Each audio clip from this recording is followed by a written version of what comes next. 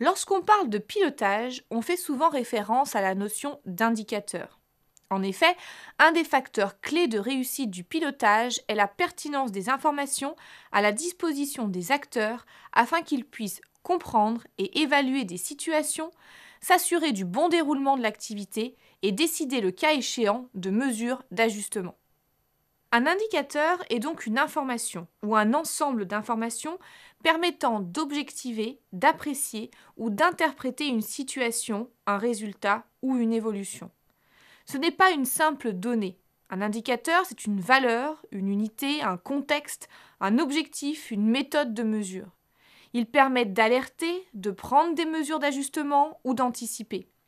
Et cela car un indicateur doit avoir du sens, souvent parce qu'il est comparé, mis en perspective avec un autre indicateur appelé indicateur de référence.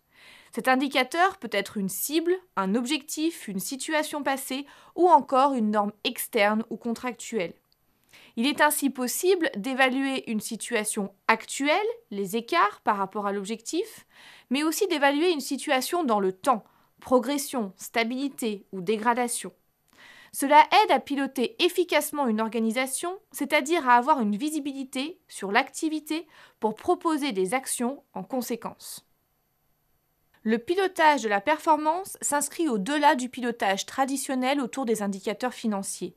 La performance prend notamment en compte les axes d'efficacité, d'efficience et de pertinence traduits par des indicateurs clés de performance, également appelés KPI.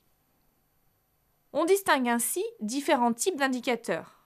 Les indicateurs d'activité ou de moyens, qui servent à suivre le nombre et les types d'activités mises en œuvre dans un processus et les ressources engagées. Les indicateurs de résultats ou d'efficacité, qui servent à déterminer si l'activité a ou non atteint les objectifs visés ou produit les résultats voulus. Les indicateurs d'efficience, qui permettent d'analyser la pertinence de l'utilisation des moyens au regard des objectifs atteints. Les indicateurs de qualité, qui permettent de mesurer la conformité des processus par rapport à un référentiel ou une norme. Et n'oublions pas les indicateurs de satisfaction, qui, même s'ils ne sont pas directement liés à la mesure de l'efficacité et de l'efficience, constituent un axe important pour comprendre la perception de la performance de l'organisation pour les bénéficiaires d'un service, qu'il soit interne ou externe à l'entreprise. De plus, contrairement aux autres indicateurs qui sont d'ordre quantitatif, les indicateurs de satisfaction sont plutôt qualitatifs et basés sur une certaine forme de subjectivité, se rapportant à une perception ou à une opinion. Internet regorge de listes plus ou moins exhaustives d'indicateurs types, mais le véritable défi est de trouver des indicateurs adaptés et acceptés. En effet, un indicateur oriente une démarche de progrès. Il doit donc nécessairement être en phase avec une stratégie et des objectifs bien définis. Voici quelques adjectifs qui caractérisent un indicateur de qualité. Pertinent. Ce n'est pas parce que l'on a des chiffres que l'on a un indicateur. Il doit avoir une raison d'être, une valeur, une utilité et doit servir un objectif. Simple. Un indicateur doit être compris et utilisable par tous les acteurs. La question de la représentation graphique est donc également un choix déterminant. Mesurable. Un indicateur doit être quantifiable de manière exhaustive au moyen d'informations disponibles et d'une méthode objective. La mesure doit se faire dans un coût acceptable par rapport à son intérêt. Fiable. Un indicateur doit traduire une information juste, valide, précise et stable dans le temps.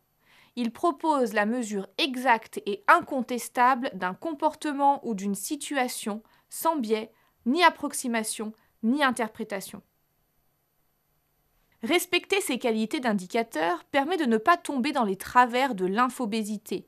En effet, la masse de données à disposition aujourd'hui a tendance à engendrer une surinformation qui rend le pilotage plus complexe au lieu de le soutenir. Cela peut se résumer avec cette célèbre phrase « trop d'informations tue l'information ». Soyez donc vigilants dans la définition de vos indicateurs et de vos tableaux de bord pour favoriser un pilotage de vos processus qui soit à la fois efficace et efficient.